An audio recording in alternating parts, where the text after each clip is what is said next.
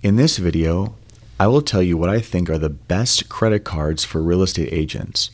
I'll share with you my current setup, my old setup, and what works best for me. Of course, this is not advice, and I'm not telling you what to do. I've just played the credit card points game for many years, and this is what works for me, and maybe you'll find some value in it. I like to draw a clear line between business and personal expenses. I notice many other agents do this as well. They'll file a fictitious business name or DBA doing business as, or an LLC, or even a corporation. Now keep in mind, if you do have a separate business name, make sure your broker is aware because it may need to be registered with the Department of Real Estate. There will be a business checking account, but most notably, they'll have a business credit card. Now, I've always had a separate business credit card, although in theory, if you're a sole proprietor, you could use one card for all expenses, but then you have to go through each statement line by line and sort out business expenses from personal ones. With a business card, you know that every expenditure is a business expense, so it's much more organized and efficient, especially during tax season. I choose a single brand for both my business card and personal card, and you can do this with just about every company I can think of. Amex, Citi, Chase, Capital One, etc. The point is both cards need to share the same rewards program. So I've explained that I split my business and personal credit cards and that both cards should be the same brand and share the same rewards program. The next thing I look at is what cards have the best rewards program.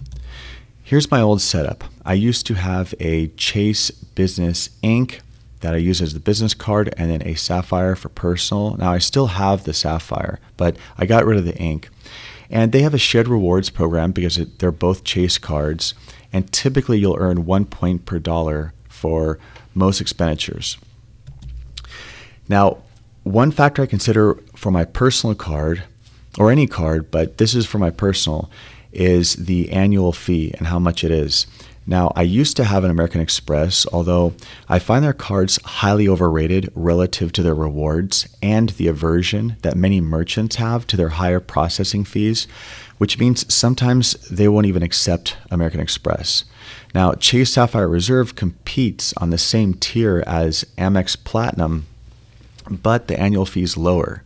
Between the two, I would take the Sapphire any day over the Amex, but this is not my current setup. For personal, I prefer the Capital One Venture. I've had that for a while. Now, the basic Venture card, which is on the top, is not considered to be on the same prestigious tier as the Chase Sapphire Rewards or the American Express Platinum. However, the annual fee is much smaller and you earn 2 points or miles. So I earn 2 miles, which are just points. That's the name Capital One gives them per dollar spent. Now, all this changed for me when the new Capital One Venture came out, or when I found it, and that card is made to compete with top-tier cards like the Chase Sapphire Reserve or the Amex Platinum. The annual fee is higher than the regular Venture card, but it also comes with a $300 annual travel credit, effectively making it the same annual fee as a regular Venture. And still at $395, it's around half of what the annual fee is for other cards in that top tier. So here's my current setup. It includes the Capital One Spark card for business, which gives me 2 miles per dollar spent. Then I have the Venture X for personal, which also yields 2 miles per dollar spent on all purchases. Plus, it has a bunch of other benefits that are comparable to other top tier cards. Then those miles from both Capital One cards can be combined and redeemed for rewards. I'll link to each of these cards in the description, but please do leave a comment, and thank you for watching.